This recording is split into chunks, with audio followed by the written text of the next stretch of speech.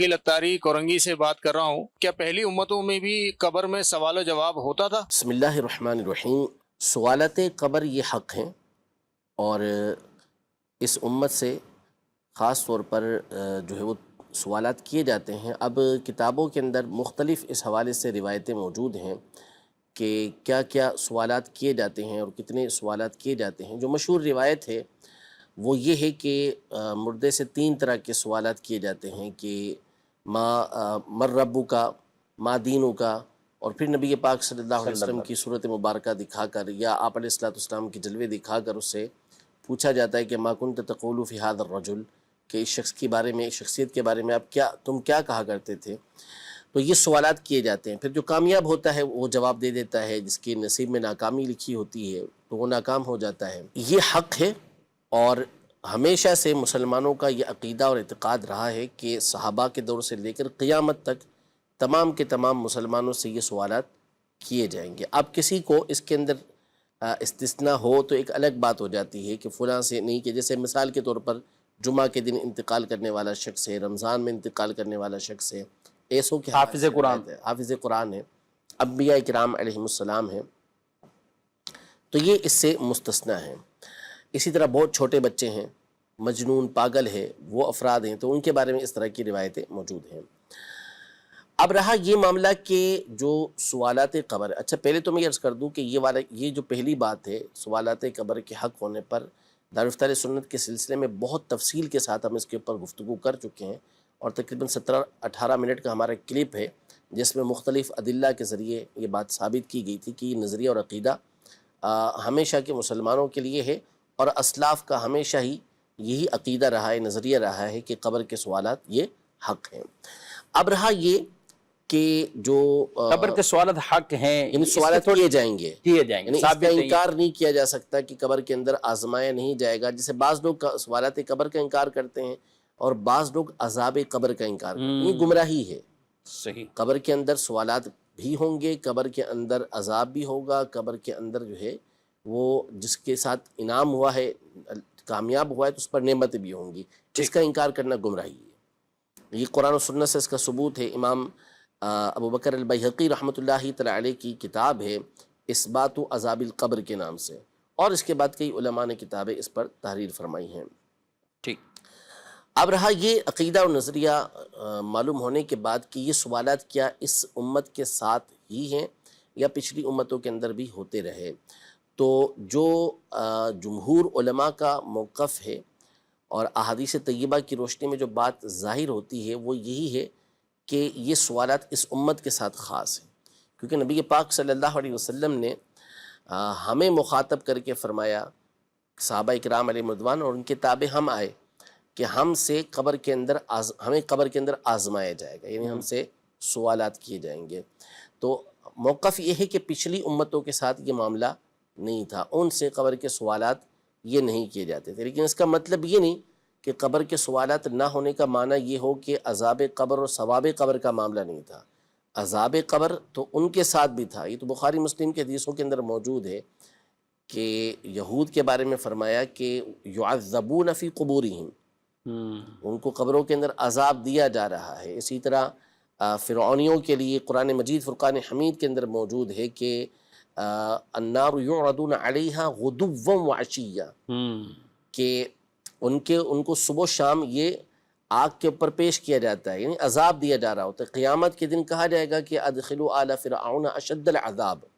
کہ قیامت کے دن کو شدید ترین عذاب میں داخل کرنے کا حکم ہوگا کہ داخل کر دو۔ یہ وہ قیامت کا عذاب الگ ہوگا، جہنم کا عذاب الگ ہوگا۔ ابھی قبر کے جو سوالات، قبر کا جو عذاب ہے وہ ان کو ہو رہا ہے، فرعونیوں کو۔ اسی طرح نوح علیہ السلام کی قوم کے حوالے سے بھی تذکرہ موجود ہے۔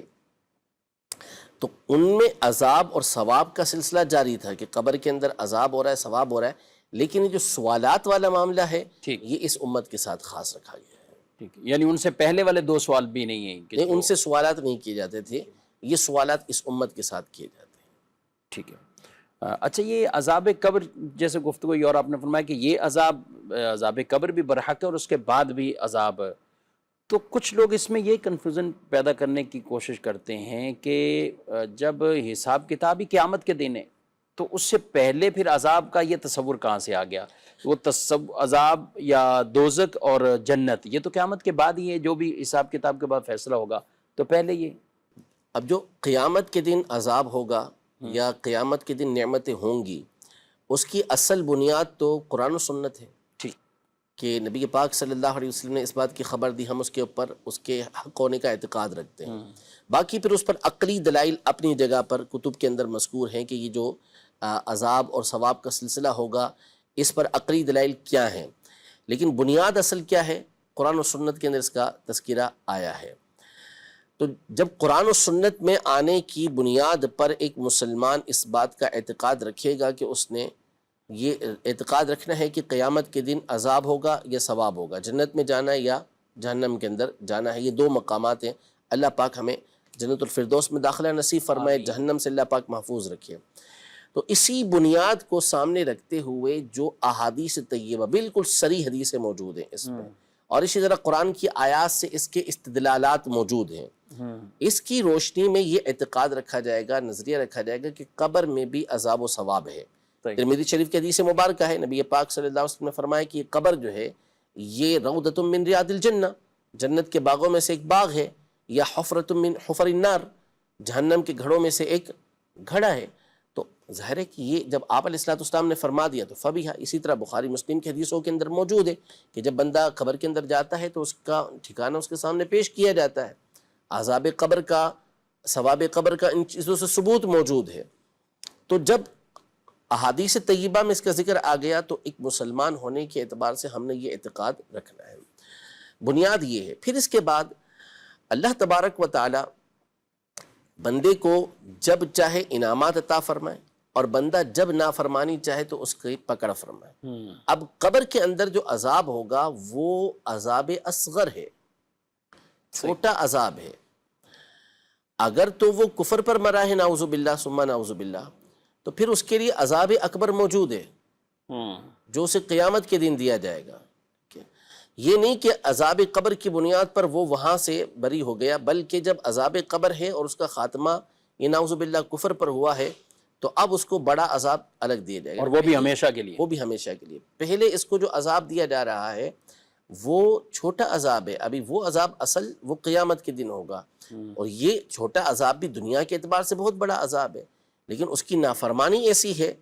کہ جس کی بنیاد پر اس کو یہ عذاب یہ دیا جا رہا ہے۔ اسی طرح اگر مسلمان ہے، اس کو اللہ پاک نعمت عطا فرما رہا ہے تو یہ اس کا انعام ہے۔ اللہ تبارک و تعالیٰ کی جو نعمتیں ہیں وہ بندے کے اعمال کے مقابل نہیں ہوتی،